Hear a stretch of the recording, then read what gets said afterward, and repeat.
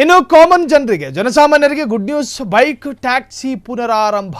High court ತಪರಾಕಿ ಬೆನ್ನಲ್ಲೇ bike taxi ಸೇವೆ ಶುರು. ಬೈಕ್ ಟ್ಯಾಕ್ಸಿ ಲಕ್ಸುರಿ ಅಲ್ಲ, ಅಗತ್ಯ ಅದು. ರಾಜ್ಯ ಸರ್ಕಾರಕ್ಕೆ ಹೈಕೋರ್ಟ್ ತಪರಾಕಿ. ಮಿಡಲ್ ಕ್ಲಾಸ್ ಮಂದಿಗೆ ಬೈಕ್ ಟ್ಯಾಕ್ಸಿ ಅನುಕೂಲಕರ. ದೇಶದ 13 ರಾಜ್ಯಗಳಲ್ಲಿ ಈ ಸೌಕರ್ಯ ಇದೆ. ಸಾಲ ಸೂಲ ಮಾಡ್ಕೊಂಡು ದ್ವಿಚಕ್ರ ವಾಹನ ಖರೀದಿ ಮಾಡಿ ಒಂದೊಳ್ಳೆ ಕಲರ್ ಹೆಲ್ಮೆಟ್ ತಗೊಂಡು ಎದುರುಗಡೆ ಮೊಬೈಲ್ ನೇತಾಕೊಳ್ಳೋ ಸ್ಟ್ಯಾಂಡ್ ಹಾಕ್ಕೊಂಡು ರ್ಯಾಪಿಡೋ ಆನ್ಲೈನ್ ಆ್ಯಪ್ಗಳನ್ನು ಓಪನ್ ಮಾಡ್ಕೊಂಡು ಪಾಪ ಜನ ಆರ್ಡ್ರ್ ಮಾಡ್ದಂಗೆ ಜನ ಎಲ್ಲಿದ್ದಾರೋ ಅಲ್ಲಿಗೆ ಹೋಗಿ ಅವರನ್ನು ಸೇಫಾಗಿ ಬಿಟ್ಟು ಬರ್ತಾ ಇದ್ದ ಬೈಕ್ ಟ್ಯಾಕ್ಸಿ ಜನರಿಗೆ ಅನುಕೂಲಕರ. ಅದು ಲಕ್ಸುರಿ ಲೈಫ್ ಅಲ್ಲ ಅಂಥೇಳಿ ಕೋರ್ಟ್ ಈಗ ಸರ್ಕಾರಕ್ಕೆ ಒಂಥರದ ತಪರಾಕಿ ಕೊಟ್ಟಿದೆ. ದೇಶದ 13 ರಾಜ್ಯಗಳಲ್ಲಿ ಸೌಕರ್ಯ ಇದೆ, ನೀವು ನಿಷೇಧ ಹೇರಿರುವುದು ಎಷ್ಟು ಸರಿ ಅಂಥೇಳಿ ಸರ್ಕಾರವನ್ನೇ ಪ್ರಶ್ನೆ ಮಾಡಿದೆ ಕೋರ್ಟ್. ಇದನ್ನೇ ಜೀವನಾಧಾರ ಮಾಡಿಕೊಂಡವ್ರ ಗತಿ ಏನು? ನೀವಿರ್ತೀರ ನೆಮ್ಮದಿಲಿ, ಅವ್ರ ಗತಿ ಏನು? ಜನರ ಜೀವನ ಹಕ್ಕು ಕಸಿಯುವ ಹಕ್ಕು ಯಾರಿಗೂ ಇಲ್ಲ.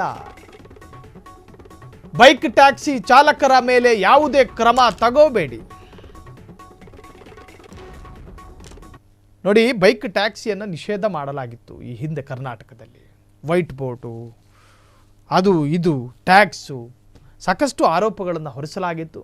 ಜೊತೆಗೆ ಬೈಕಲ್ಲಿ ಹೋಗೋದು ಸೇಫ್ ಅಲ್ಲ, ಬೈಕಲ್ಲಿ ಕೂತ್ಕೊಂಡು ಪ್ರಯಾಣ ಮಾಡೋದು ಸೇಫ್ ಅಲ್ಲ, ಪ್ಯಾಸೆಂಜರ್ ಸತ್ತು ಹೋದರೆ ಇನ್ಶೂರೆನ್ಸ್ ಕ್ಲೈಮ್ ಆಗಲ್ಲ, ಹೀಗೆ ನಾನಾ ತರಹದ ವಿಚಾರಗಳನ್ನು ಮುಂದಿಟ್ಟುಕೊಂಡು ಅದನ್ನು ಬ್ಯಾನ್ ಮಾಡಲಾಗಿತ್ತು. ಈಗ ಜನಸಾಮಾನ್ಯರಿಗೆ ಒಂದು ತರಹದ ಗುಡ್ ನ್ಯೂಸು. ಬೈಕ್ ಟ್ಯಾಕ್ಸಿ ಪುನರಾರಂಭ. ಹೈಕೋರ್ಟ್ ತಪರಾಕಿ ಬೆನ್ನಲ್ಲೇ ಬೈಕ್ ಟ್ಯಾಕ್ಸಿ ಸೇವೆ ಶುರುವಾಗಿದೆ.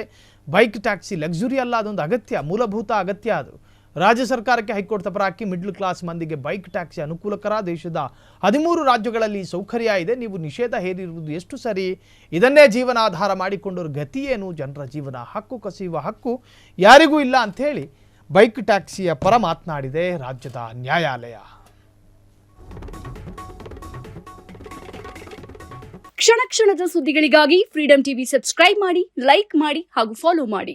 ಹೊಸ ಸುದ್ದಿಗಳ ನೋಟಿಫಿಕೇಶನ್ಗಾಗಿ ಬೆಲ್ ಐಕಾನ್ ಮೇಲೆ ಕ್ಲಿಕ್ ಮಾಡಿ.